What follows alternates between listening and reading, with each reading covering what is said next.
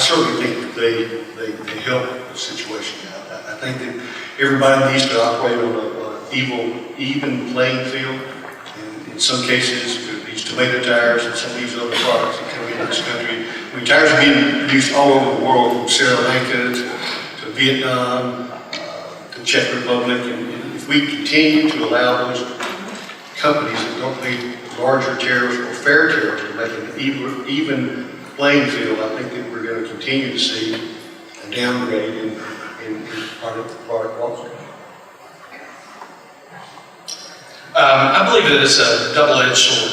I think that it addresses the industry as a whole instead of breaking out the true culprits who have been accused and are guilty of the anti-dumping, and then the other ones that are not.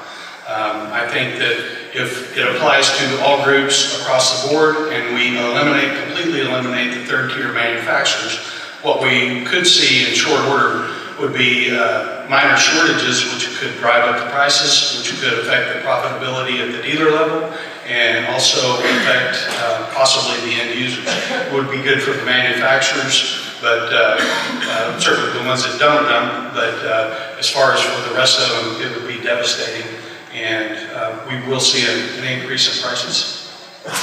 I think even on the dumping side, notwithstanding the financial aspect of it, I think you look at quality and you serve a 400-hour tire in the market. It kind of reflects on all of us as a tire industry that this the ability to allow low-cost producers to bring in inferior products is going to put a black eye, I think, completely across the board. That's going to strengthen those of us who make a quality product. And those tariffs at some point do have an impact on the price side of it. But people that are willing to pay for a quality product are going to continue to do that. And I think that's where the dealer values come into, helping us all as suppliers to the industry, selling on that value and not just on price. So yes, it does protect us from preventing some of these lower cost entrants to come into the market from a pricing standpoint. At the end of the day, I think in the long term, you're still going to see quality win out over everything. And that to me is probably the most critical part of where we're trying to go as Bridgestone. It is a quality product. Firestone is a quality product. Yes, there may be a premium associated with it, but we perceive that value outweighs that pricing differential. So it's kind of our approach to this. But tariffs to me are really, they're in place to help the U.S. economy, to prevent a lot of things that come in from foreign sources. So without being for or against them, we certainly realize there is an impact on it. But I do think it's more on the quality side than it is even on the pricing side. Michael.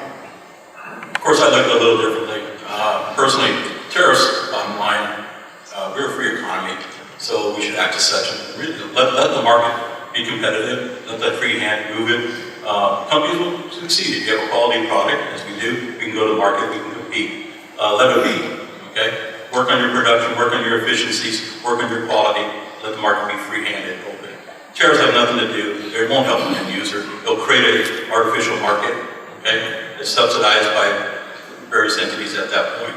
So, no, I'm not against any anti-dumping or any aspect of it. I'd rather see a free open market. That's why we have these trade organizations with NAFTA, Pacific Rim, and all those different aspects. So open up the market, let it be. This current tariff aspect, obviously, is a result to successes of some companies.